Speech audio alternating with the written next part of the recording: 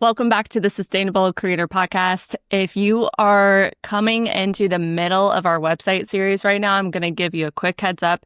Go back and listen to the first couple. You don't have to listen to this series in order, but there's some really great episodes we've done so far that you're going to want to listen to after this, just to catch you up to speed on all things websites. Today, we are in week 3 of our website series, and we're chatting about video sales letters, which if you have never heard of that term, we're about to break it down for you, so just hold tight. But we're sitting down with Andrew Ellis, who is a video marketing strategist. We met him at Craft and Commerce. What is it? Been a couple months now, probably. Kit hosts the conference every single summer. It's amazing. And we got to meet him, and we just really hit it off and have really enjoyed getting to know him and what he's about and learning more about video sales letters. And so we're excited for him to be able to share his expertise with you guys today. It is going to be specific to website. I know when you hear something like a video, you don't automatically think of that being on your website, but just stay tuned. Like, you're going to hear why it makes sense in just a second. So welcome to the podcast, Andrew. We are stoked that you are here. I'm excited to be here and talk about all this stuff with you guys. I mean, it's so much fun to talk about how video can be used outside of social media, because so many people just strategize about how to use it on social to sell. Not very many people talk about how to use it off of social media to continue to build trust and sell even more. I completely agree. And I'm excited that you brought that up right off the bat, because you're right. Like that is a really good point. Before we get into, I really want to hear how you even got started with video sales letters. But first, can you give a definition? What is a video sales letter for anyone listening and they're like, I have never heard of this before? Yeah, of course. A video sales letter is essentially a video that's sole job is to help you convert and sell your clients or customer on your offer. So the whole positioning for it is that you're explaining the offer, who you are, what you do, why you do it, and showing it off to them. And then in the hopes that that's going to build trust and help them convert faster. Because the thing is that when they read a landing page that's just text, they're going to skim most of it. The hope is that the video showcases the problem that you solve for them and how you solve that problem in a way that makes them excited to buy from you. Yes. Okay. So tell me, why did you get into video sales letters to begin with? Like, this is such a unique role that I haven't heard of until recently. And so what even led you to this? Yeah, of course. I got into video sales letters because when I was editing for YouTubers, I started to notice that a lot of creators who have courses and memberships and products as a whole, they tend not to have any video. And I would go buy their course, I would go buy their offer, and I would look at it and I would go, this isn't as good as what they would put free. And I couldn't tell that before I bought, because it was just a landing page with what they offered.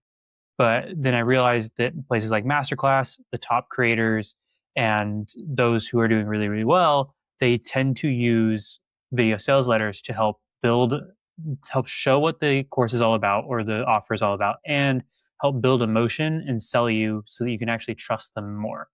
And so I decided that that's where I should probably be, because it's a underserved side of the market where people don't really realize how impactful it can be for your business. It's interesting to me as you're talking about this, like matching this up to like the trend we're seeing in like e-commerce right now as well, of like UGC creators are being paid to like make videos about products that go on Shopify websites, where it's like companies have seen the conversion happen so much better when there's like actual unboxing videos and things like that, where there's a video that shows this is what it is. And it's interesting how like that also shows up in like education space as well. Yeah, exactly. I mean, it's happening all over TikTok and Amazon and Shopify, like you said. And it just hasn't really trickled into the creator space, I feel like, in some ways. And it's just started getting there, or at least it has been in the info education space for a long time, but it hasn't reached the mainstream creator space or the creative space for that matter. It's only been in the background and not very many people use it. But infomercials are one thing. You can consider an infomercial kind of a video sales letter of sorts. You can consider like a lot of the other things that you've seen online with people that are selling you something as a video sales letter. There is a strategy that exists for YouTube where people have created video sales letters specifically for YouTube and then drive everybody back to that. I've seen that strategy happen before. But yeah, it is just a growing trend overall.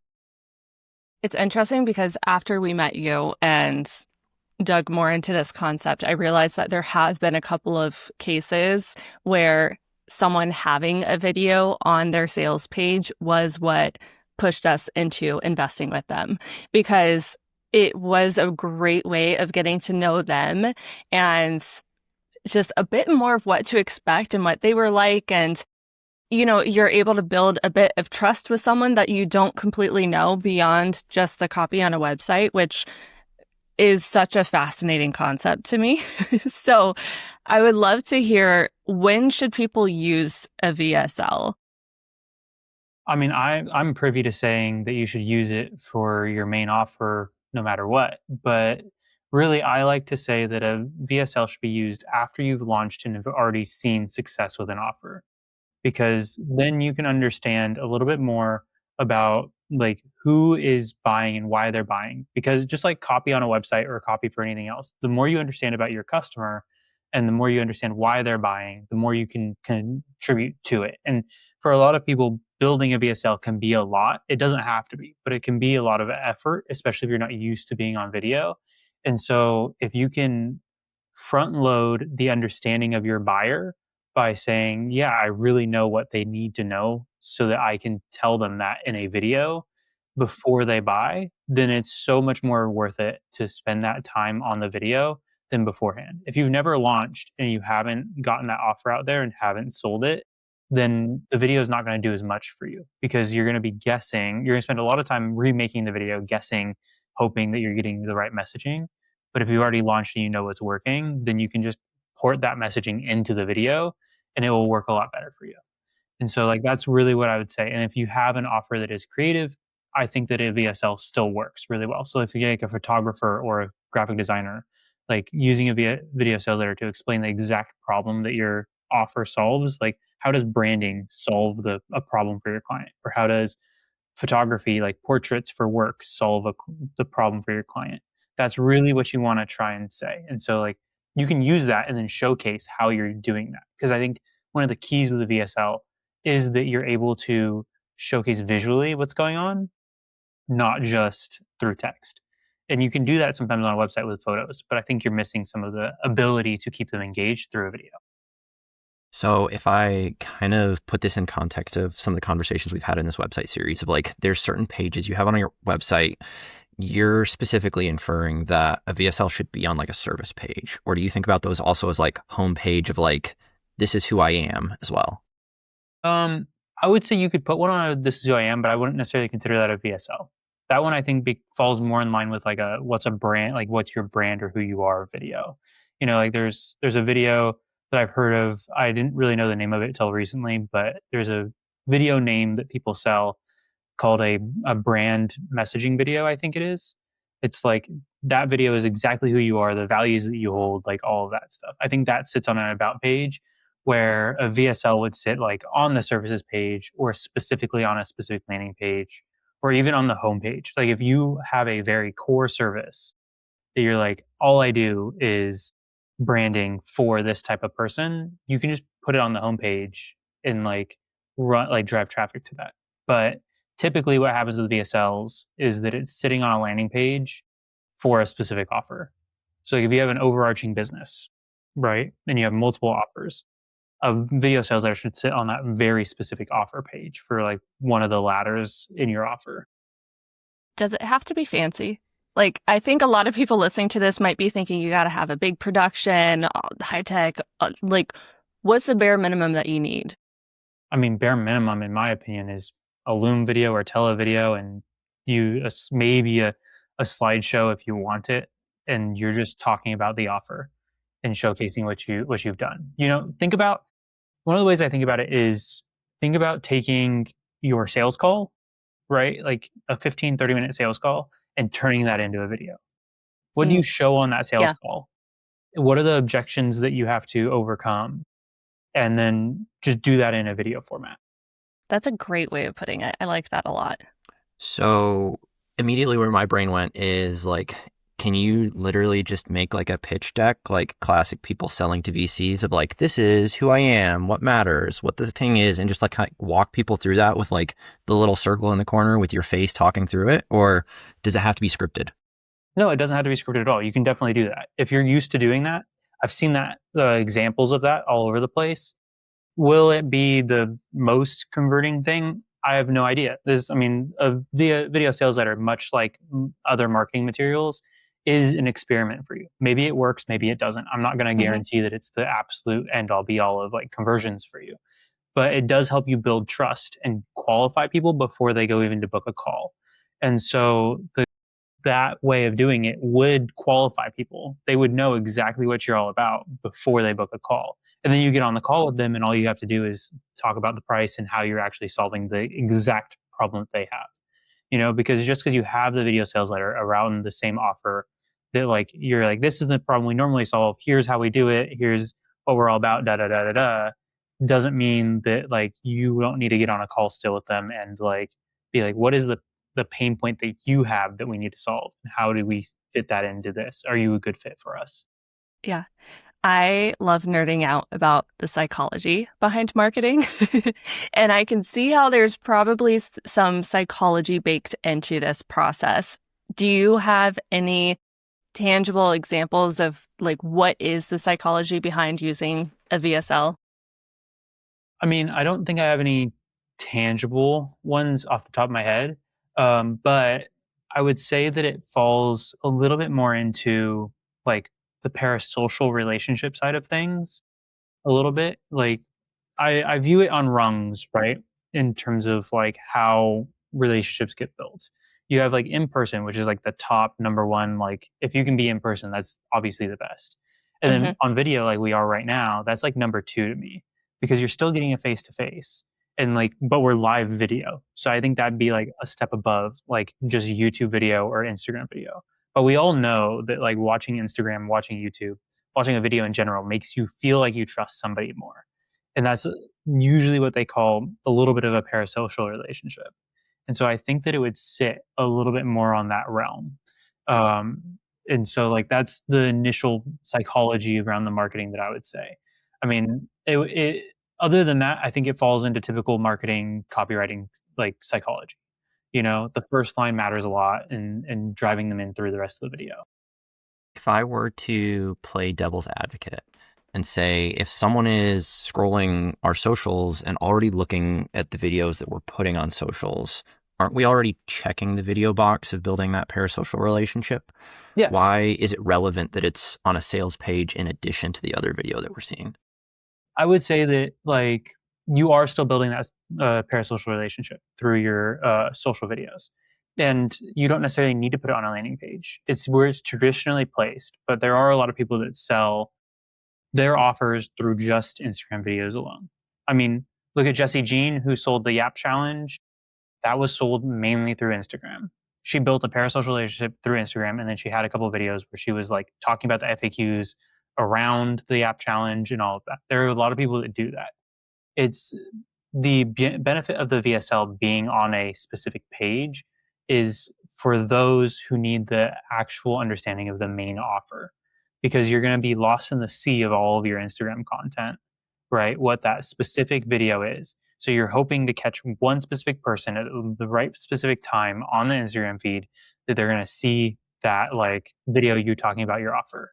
Whereas if they just follow you and they continue to build that relationship with you and they click on your link and they see that video on the landing page, it's very specific to them to be able to see that video on that specific place. It's like a really well placed area for that. You could pin it on your Instagram bio as like your Instagram feed as well, but like I don't know how many people watch pinned things. I don't necessarily do it all the time, but like if it's on the landing page when they're about to buy, it's 100% like higher likelihood that they're actually going to watch that and gain the information they need to from it. Yeah. That's exactly what happened to us, just being on the purchaser side of things. I came across somebody's reel that was part of a series that they were doing that announced an offer that they were launching. And then I followed them because I loved their content and their aesthetic. And I went to the sales page and I watched the video sales letter, and that helped me understand more about what was happening. And then a few days later, after sitting on it, we signed up. And that was kind of the cycle that we went through as someone who was very new to them. Yes, it was a reel that got us in with that, personal touch, but ultimately it was a video sales letter that pushed us over. So I can see the value. Yeah, and I'd like to touch on something that even you said right there, Joe, which was that you guys watched it and then waited a couple of days before you wound up Yeah. buying. I think that's Yeah. like a key that a lot of people miss when using video in general for their marketing. They hope that it goes from post one or video sales letter into straight conversion. And the best way that you can track that is if you're driving ads to it and you know for a fact that this person came from this ad and clicked this link to this video, watched it X amount, and like that's pretty much the only thing on the page, and then they clicked buy.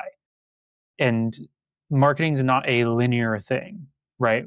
It's very like back and forth. And so you guys watched the video, you guys could have gone back to the page, skimmed it even more, and then Right, clicked buy. exactly. So I Yes. think that one of the key things to talk about video sales letters is it's one of those pieces that like helps push them to the next step. So like whether or not they buy right after they watch it, that's undetermined. They may sit on it a little bit and then come back and buy. Yeah. Yes, that's so good. I also think about, like, since Joe asked about the psychology part of like how memories work, is like the emotions help lock in memories. And so like the way I interpret what she just said is like we're more likely to remember it if like there was a video that we were engaged with that is now going to resurface in our brain and our memory, whereas like words aren't going to surface memories at the same level that a video did. Yeah, exactly. I agree. I think that especially if you make it good, you can make it really simple, right? And it will still be really good. Because I personally believe, even though like I'm a video editor by trade, in some ways, I personally believe that you don't need to edit a lot to make good content. And so like you can make a really good VSL by not editing it that much. But if you're able to produce it a little bit more, it can stick in somebody's mind even more. Script it, edit it, add music to it, sound effects to it. If that all requires to the audience, then it can actually become more emotionally resonant and stick with you more than the copy on a page. I don't know how many landing pages I've read or skimmed and like have that actually stuck with me. But videos, I can think of a lot of videos that like, and I'm a visual learner, so like, Yeah. in some ways, Yeah. so like I have a lot more videos that I can think of, even VSLs that have stuck with me a little bit more than their like landing pages. So if we double click on that, a well-produced VSL structure for someone that has no idea what it is and they're now 15 minutes into understanding a VSL and they're sold and they want to do it, do you have a framework that you kind of like walk people through of like, this is like the beats you have to hit in a good VSL? Yeah, I have my own like framework that I've used for clients and stuff like that, and I've found that it works really well for explaining a lot of specifically courses and products. I think it can work well for other people as well, but I think there's one distinct change that I would make if you're like doing a service-based business, I think.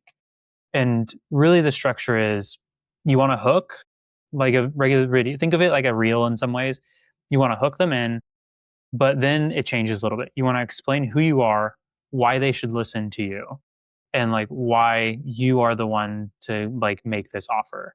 And then you want to talk about the offer and like what is the transformation that they're going to have? What is the problem that you're solving for them? And then you want to like invite them into the offer, in my eyes. And so that's kind of the way that I put it. And the one thing I would add in there is that you can add in some testimonials here and there, case studies. If you're like a photographer or a branding person, like those are great, and typically what I've seen for like service-based VSLs is those come after you explain how you work and everything. But when I've done them, put testimonials throughout the video because you want to catch them with some social proof throughout it. You don't want to wait till minute 1 or 2 in the video to try and get them to like watch all the way there to know that you have some social proof. So if you can sneak something in at 30 seconds or a minute that is like, this person worked with me and this was amazing, then like you have a little extra social proof that might push them a little bit further into the video. Oh wow, you're so like, that's awesome, So that's the structure that I typically follow, is like hook, who you are, why they should listen to you, what's the transformation or problem you're solving, how you solve it, and then like case studies, and like invite them into like whatever your call to action is. I say invite them in because like you're inviting them to take action on the next step. Right. I think it's interesting you bring up sprinkling testimonials throughout the whole thing, because it reminds me, we had Melanie Aubert on our podcast a few weeks ago talking about how to take a low ticket offer and turn it into lifetime customers. And we talked a lot about how does your offer suite all play together to maximize the value that you're getting at the end of the day. And one of her comments was, you want to plant the seeds for your offers and your current offers, which is essentially what you're saying here too, is you want to plant the seed of the feedback you've gotten from clients that, you know, really deepens that trust with someone who's never worked with you before. And doing that throughout, just that repetition is super helpful for reassuring them. Yeah, exactly. And so you want to make sure that the testimonials like are there so that they know like, oh Yeah, wow, like you've done amazing work for other people. And right. so like it builds, I mean, because a lot of people, to be completely honest, may not watch all the way through the video. So like they may Right. watch 30 seconds and then stop and then come back to it or read your page or something. So if you can sneak that testimonial in there, at the very least, you're like, boom, here's something that I've actually done for somebody that really loved the work I did for them. Yep. So if I look at this framework that you've kind of walked us through, and we're going to go through an example with an actual like creative business here in a second, but if I think about, a lot of creatives have a very visual business. You've talked through like the things you need to talk about in this video. What do you visually show as you're going through this VSL? Yeah, I mean, on the case study side, of course, you show the work that you've done for clients if you can. There's Mhm. NDA stuff and things you have to be careful about. But if you can show the before and afters or how you work through the process, I think that's really important. Um, I would say photos of you, like if you're telling your story of like how you started and where you are now, or how you've helped clients get to where they've been and stuff like that. Like show those photos. Like if you have photos of you from when you started your design career to like when you are now, like, Mhm. oh, I worked at XYZ companies. If you can show those logos or show photos of you at those companies, like, I think that goes a long way in building trust because it's showing instead of telling. You can tell, Mhm. I can, I could tell you I worked for Apple, but if I Mhm. could show you that I like worked at Apple, then like that's a completely different game, a completely different psychological thing than me just telling you that. I did not work at Apple, by the way. I'm just using that as an example. I was trying to remember. I was like, wait, did I miss that somewhere? No, that's a great example. Okay, speaking of examples, let's run this through an actual example. We have a lot of wedding photographers in our audience. Can we run through this structure as if it was a wedding photographer creating a VSL for their page, their services page? Yeah, let's do it. Cool. So if I'm thinking of a wedding photographer, right, I might need a little bit more background here. Sure. Can you give me a little bit more? Because I'm going to go off the top of my head here, so this is not going to be absolutely perfect, but Amazing. um, I'm guessing that their ideal client is somebody who wants an amazing like wedding shoot, right? Is there a price range that they're looking at? Like, are they looking at high end luxury weddings, normal weddings? Like, what is the Let's problem that just their clients are say typically solving? Let's just say 4,500 Okay. average for a package. They probably want to sell albums as well within that. Okay. So they're going for really high end customer experience with like $4,500 ish. Yeah. So, I mean, I would say that if we were walking through that for a wedding photographer, I would think something along the lines of like, you want a hook that is like, if they don't know you already, you want a little bit of a hook that is like, what is the thing that they think about wedding photography that like meaning the client thinks about wedding photography that may not actually be true. I call this a misconception hook. I think people call it also contrarian hooks. But like, you may think that like, I don't know, I'm gonna go off the top of my head here, just brainstorm for a second, that like maybe it's when I got married, actually, we wanted to make sure that our wedding photos were like the best photos. like that we were getting a photographer that was really going to understand us and like be a good person to help us get right poses, get good emotions and everything, and that we could like trust their artistic style in some ways. We weren't going Hmm. for like a generic photographer. And so like maybe there's a hook in there that is like most photographers or most generic photographers want to just shoot the wedding and be done.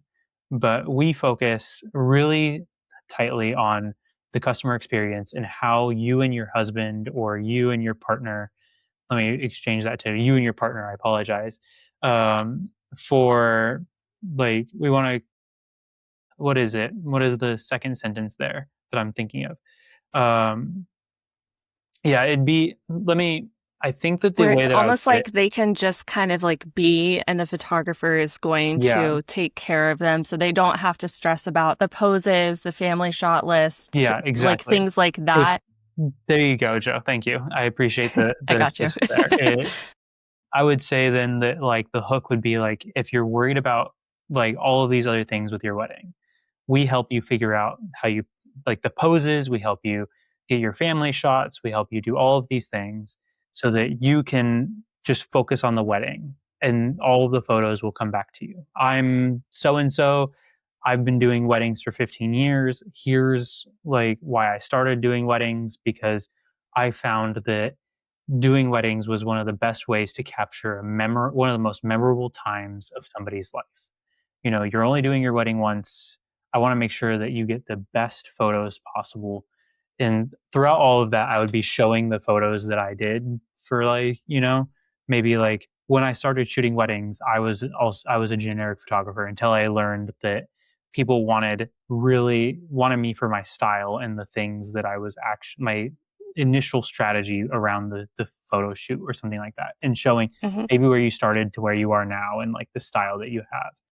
And then into, well, when you work with us, we make sure that your poses are correct and we find very unique poses for you. We make sure to take all your family photos in our style where we'll set you up properly in the right locations on the venue and everything. We won't miss the shot. We have an extra shooter to make sure that we don't miss the key shots and that we make sure that the officiant stands out of the way so that we don't miss that first kiss that matters so much to you.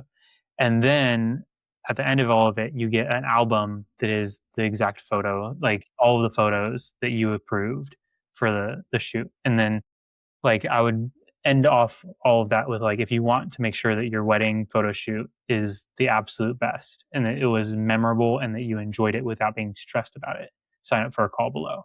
I think is where I'd take that. It's very, very, very, very, very rough. But I like love it. that's But where as a I would rough draft, like you get yeah. the idea because you had the hook. I love that you called it a misconception hook. That is fantastic. And I think a lot of wedding photographers would be able to pull from things that they have actively heard from their clients. A lot of those who are listening are well versed enough in weddings, right? They have some experience. And so they'll have some ideas on, okay, what are some of the misconceptions a lot of couples come to me with? And how do I, verbalize that right off the bat is such a great way to intro it.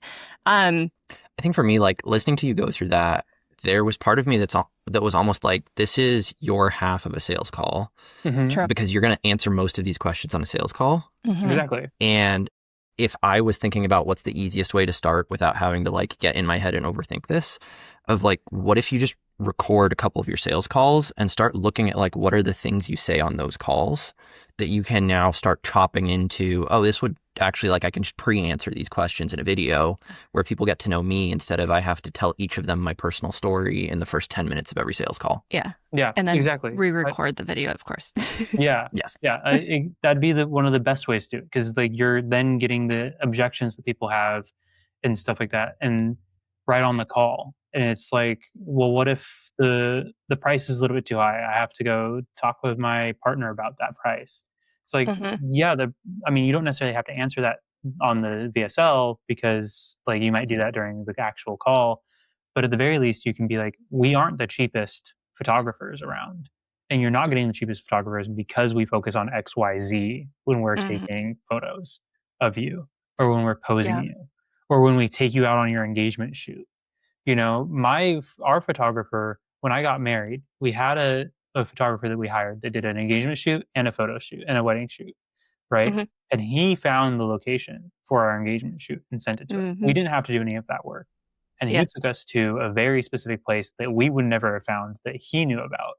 And that was super valuable because it was a beautiful beach and everything, you know? So Mhm. like that was the level of care that we had. Right. And so like if you can explain that in the video and then get them on the call, like I think that's Yeah. super. Well, and since we're doubling down on this example, you think about how much time and effort goes into planning a wedding. Um, you know, it's a lot. And so anything that vendors can do to alleviate some of that work is going to be a big help and Yeah, very appreciated. exactly. I mean, the other thing that you can do with the hook is something that Mhm. I'm practicing with a client of mine now is, do you have a guarantee in your offer? Like, is there a guarantee that you have? Maybe you put that guarantee at the beginning as the hook, Interesting. you know? Yeah. I guarantee that we won't miss the shot, you know? Mhm. Mhm. And so I'm da da da da da. Here's my wedding photography stuff, all the rest of it. There's so many different Yeah. ways that you can write the hook, but like the key is either you're using the pain point that somebody has as the first sentence, or you're using something that's going to draw their attention. There's a rule in I like it. copywriting from Joe Sugarman that is the first sentence is the most important one because if they don't read the first sentence, they won't read the second one. And so the goal Mhm. is you want to get them to read the first sentence, watch the first sentence, and then watch the second one, and then watch the third one. It's all one step at a time. Yeah. Yeah. I love that. So if we think about now, you've built the framework of what you want to be saying in your VSL. You have this all prepared. It's in a long Word doc. How long should this video be? It depends. I mean, I think that how long it should be is one of those questions that even copywriters get is like, how long should my sales page be? How long should Yeah. my caption be? It really depends on what it takes for you to get through what the message is. If it takes 15, 20 minutes, maybe that's okay. I prefer to be anywhere between 3 and 5 minutes for Mhm. most VSLs because I think that if your goal is to respect the viewer's time, then you want to keep it shorter.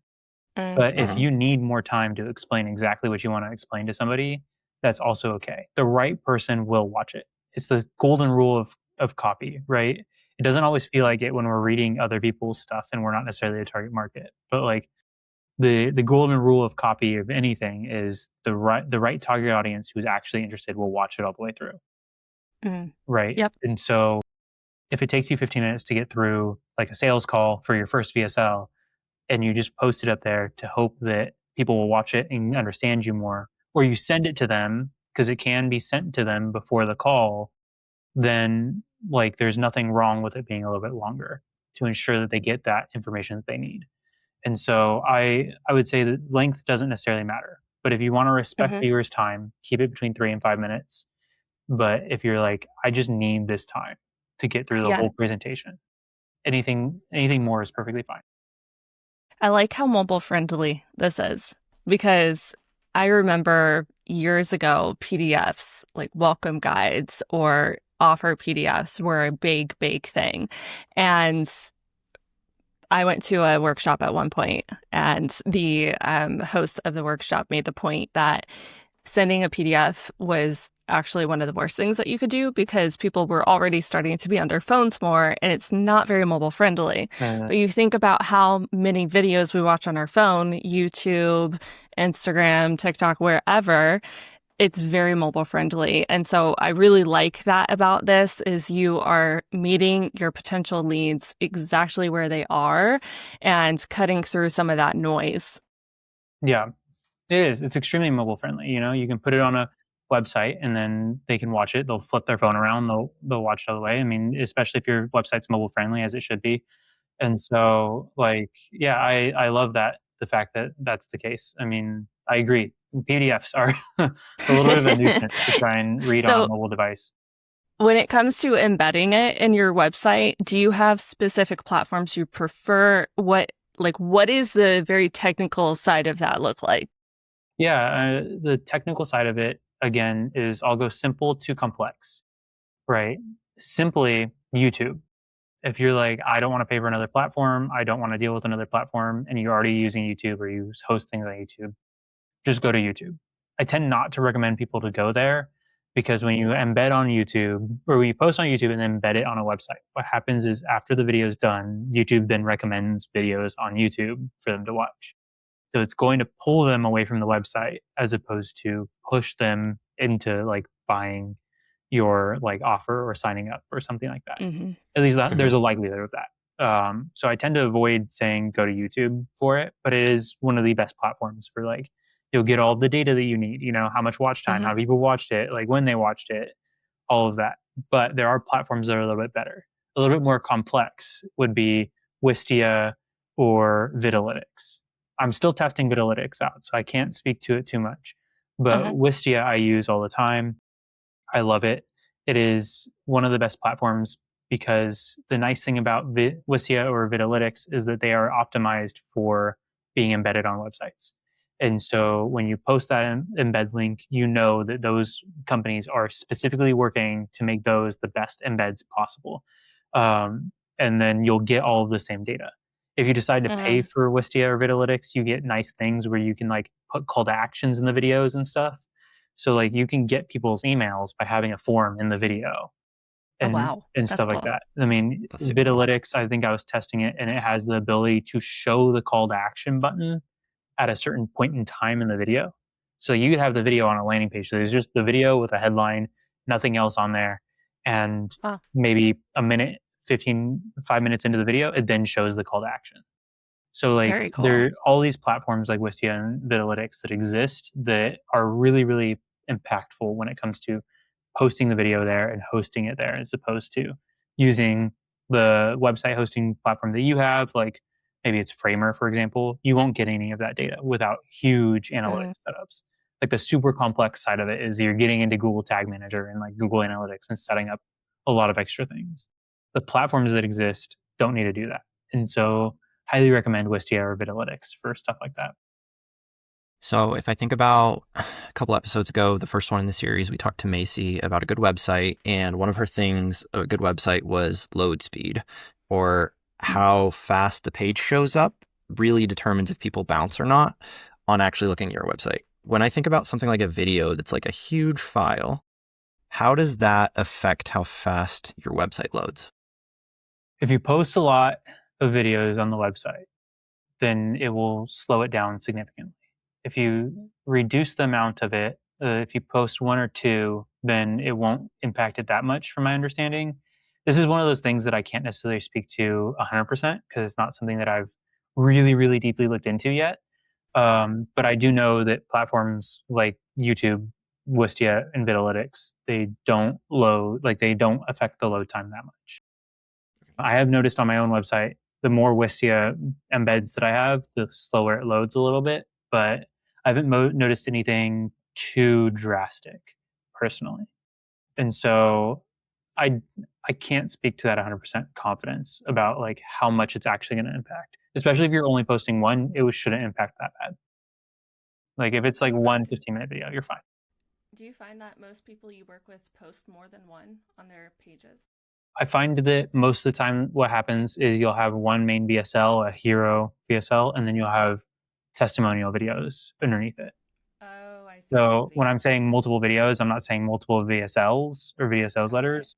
I'm saying like you could also have like video testimonials from people, or maybe Got it. you're also a wedding videographer on top of being a photographer. If we're going to continue down that pipeline True. of thinking, so then you have all of the case study videos of the weddings Mhm. you've done potentially. Then more video is going to potentially slow it down a little bit, but I can't guarantee it because who knows? There's all kinds of other things that can impact load speed as well, like Very, image very true. size and a bunch of other Yeah. things. So I can't guarantee it's going to significantly impact your load time. Yeah. But might be worth testing out and Yes. just seeing. If I look back to something you said early on, like all marketing is testing and experimenting. And if I think about like you've built this thing I think you said a comment at the beginning, I can't guarantee it will be a huge success. How do you test how it's doing, and how do you know if you need to iterate? I would say that if you're going to test how it's doing, if you want to test how it's doing, the one of the best ways to do it is using a better video marketing platform like Vitalytics or Wistia, because you can see more data. And then the thing to note is how many people are playing it and then watching it through.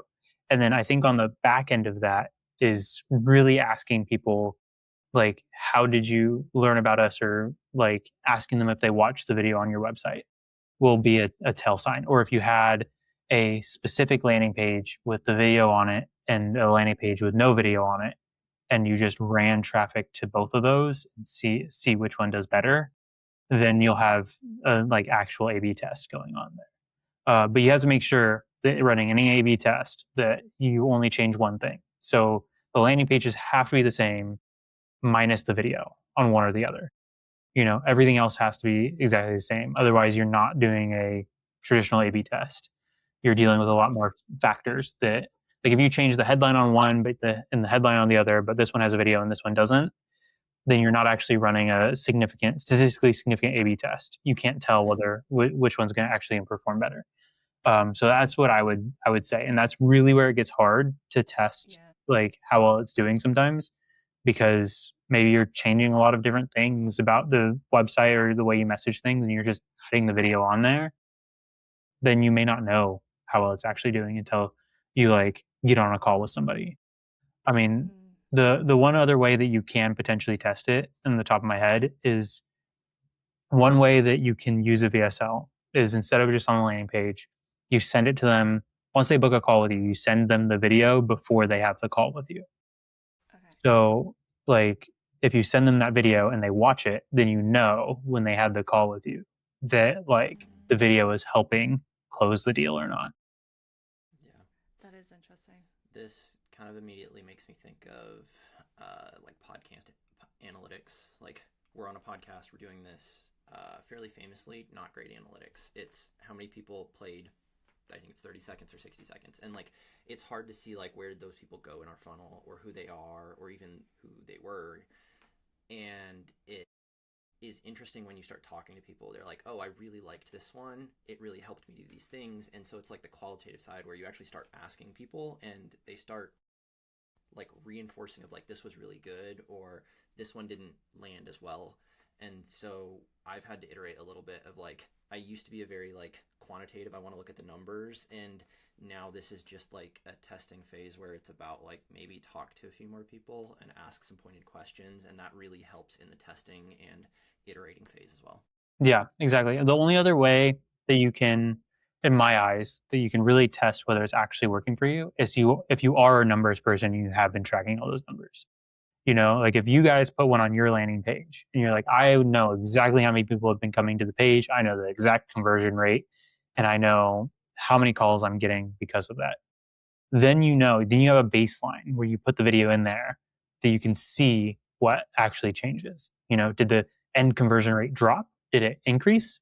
And then like, is the video working for you or not? But if you're not, like a lot of business owners, if you're not tracking all of those things, because it can be really difficult at times, then you're just going to have to put a little bit of faith in that putting the video on there, like you were putting faith into putting video on Instagram, is going to help you convert some sales. Yeah. Do you have a proposed timeline that you recommend people sit on the video being up before testing out any changes to it? I think it depends on how much traffic you're driving to your page. If you're driving, like, because you have to think about it in terms of statistics, right? Like, if you're driving 100 people to your page, and traditionally, like, not a lot of people are clicking your links and stuff like that, then, and it changes that, maybe you can get some statistical significance. But, like, if you're driving 1,000 people to the page and, like, you're getting some clicks on the stuff, you can actually see some more statistical significance. So, like, I think it really depends on how much you're driving to it. If you're running ads to your landing page, to your website, then I think you can test a lot faster, because, like, you can have a specific landing page for that specific ad, and then you're you're paying for traffic to go there to see what happens, you know, and then you can see, okay, they're dropping off here. Let's change out the hook or let's change out this. But I think it really depends on how much traffic you have coming to the page. Makes sense. But at the same time, I think it depends on the quantitative feedback or qualitative feedback you're getting as well.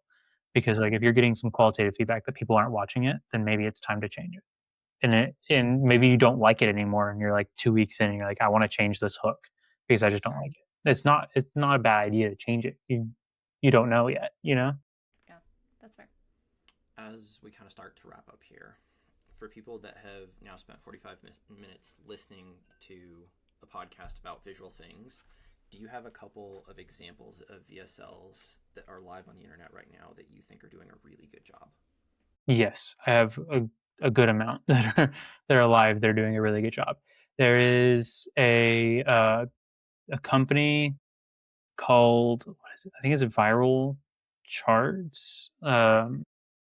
The person who runs it is Daniel Ellis. He's a big social media name in some ways.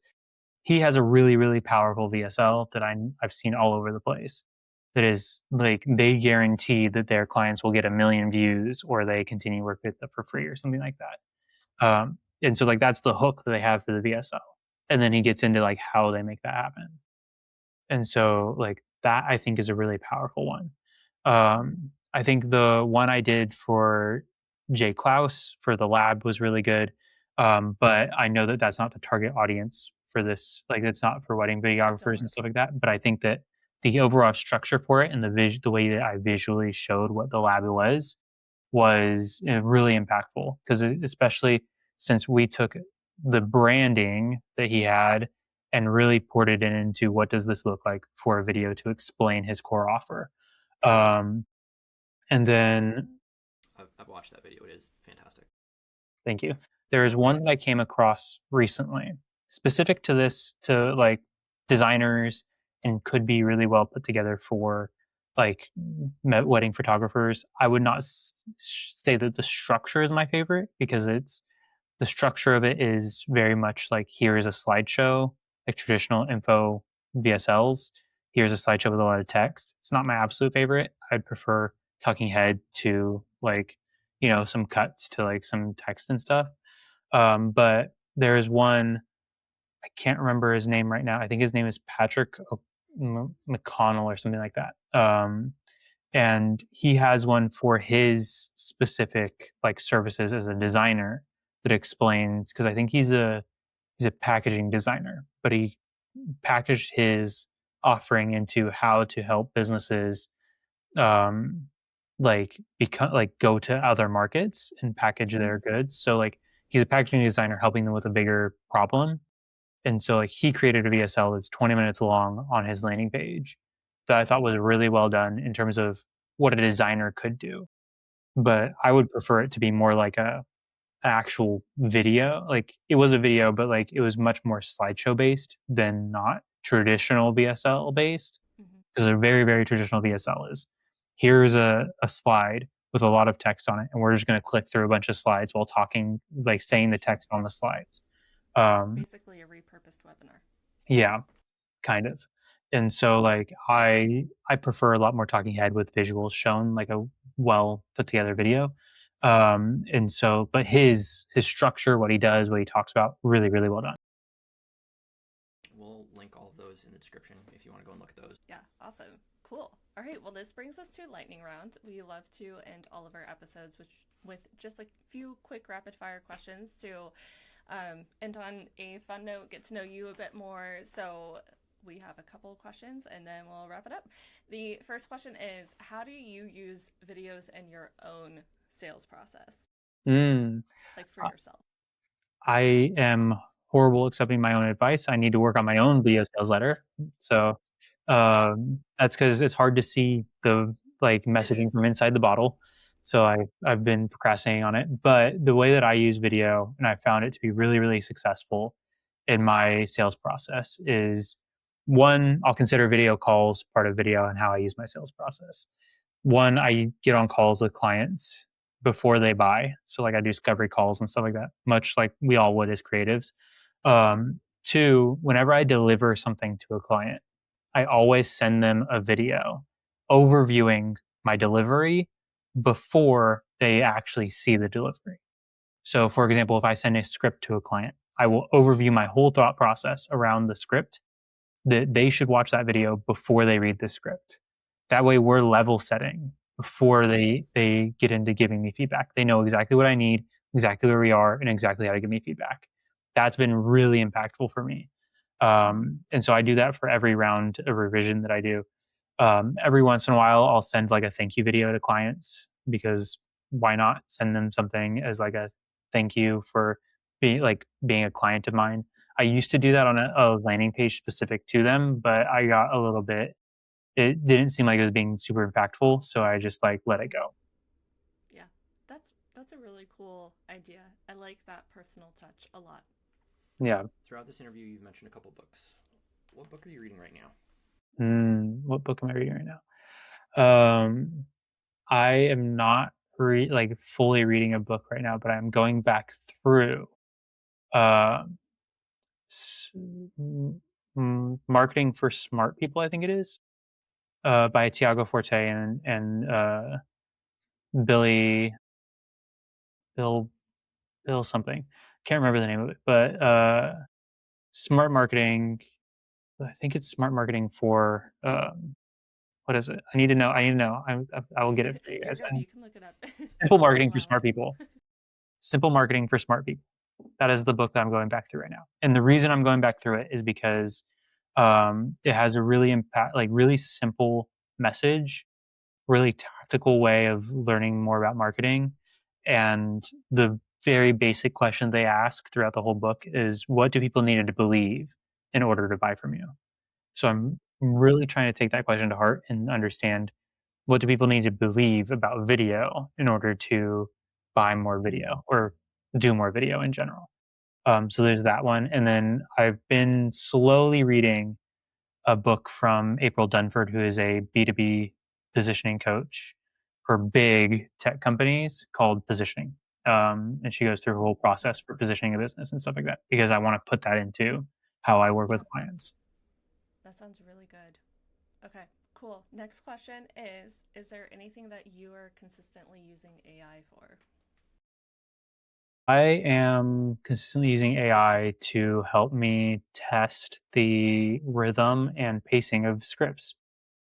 So there's a book that I read in high school called Sin and Syntax that is from reporter, and one of the aspects in there is rhythm, pacing, and everything else. So it's like talking about how you look at like poems, for example, right? You have like I am pentameter and all the different ways that you look at poems. So I put that into Claude, and I then will sometimes throw my script in there for a client or myself and understand how is the rhythm of the script. Mm-hmm. Because the thing with writing versus speaking the script is that you can write something that is in your own words, but then when you go to speak it as a script for a video, it will not be the same. And I learned that by doing calls with clients where like I would record with them, and then we'd have to like change the script a lot because like if you put two, I can't remember the letters, but if you put two kinds of letters together and next to each other in a script, it becomes a lot harder to read it. Yeah, Um, and so like if you can change the rhythm of the script, it makes it a lot easier to read overall. that's interesting. Taylor Swift actually brought up something very similar in her interview with the New York Times about when she will write lyrics. She makes sure that the lyric that ends and begins and like with like one sentence to the next does not start with the same letter because it's harder to say or to keep up with. So that sounds very similar to what you were just saying. That's cool. Who are you learning from right now? Ooh. I am learning from the marketing greats, the copywriting greats again, in the best way that I can. And I am learning from all of the creators who are creating amazing stuff. I think that it's really interesting to look at where um, like creators are using video and how in depth they're going in series based things. Mm-hmm. Um, Mm-hmm. beyond just like video sales letters. I'm also learning from Alex Hormozy. Um, I love looking at how he's used video sales letters or videos. And so like those are the things that like places I'm learning from and trying to pull from, like what's coming next in the video side of things, and like how does that apply to like video funnels and video sales letters and YouTube and everything else. Yeah, it's very cool. It kind of feels like being back in school, but of your own, is the things you like to learn about, you know? Yeah. Makes it more fun. Yeah. All right, the last question that we have for you is, do you have any questions for us? Ooh, my question for you guys is how do you use video in your systems, I in knew your you were sales going to ask process? that. I have one example. Well, two examples, but I'll give you one example. When we first launched, or I say this as if it was the first website we ever did, a couple years ago, I think we had a lead magnet that I couldn't tell you what it was anymore because it's been too long, but we created a landing page for it after someone opted in and recorded a video on that page that said, hey, thank you so much for opting in for whatever the lead magnet was. Here's a little bit about what you can expect and some next steps or how we could serve you even more. And I don't really think it did very well, but I think it was more about the lead magnet or just tech things than the video itself. But I thought that was such a unique way of using video on a website that I would be curious to try out again. But lead magnets is its own thing that we're trying to figure out right now. So Definitely its own amorphous thing that can grow. yeah, But yeah, there's definitely a way to use video as a lead magnet. It's really cool to be able to do that. I mean, yeah, one of the ways you can do it is just if you guys have workshops and stuff like that, just gate the workshops behind ones that you're willing to put out there. Gate them behind a sign up form, and then send them the yeah, workshop. That's a yeah. super easy lead magnet for you I guys like that. to take advantage of right now. Yeah. Did you have any other examples? I think the one that we haven't necessarily rolled out yet, but we have started collecting like video testimonials that I have edited into a video. We just haven't put it on our website yet because Everything is under construction right now. we're revamping a bit.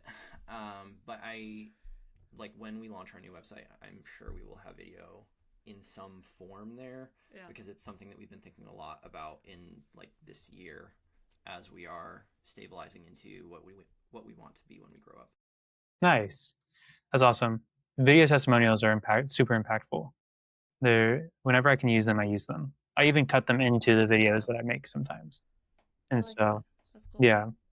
Well, What? you've definitely gotten the ideas flowing. So thank you for everything that you shared today. I'm excited for everyone to implement what you shared. And just a plug for anyone who is listening.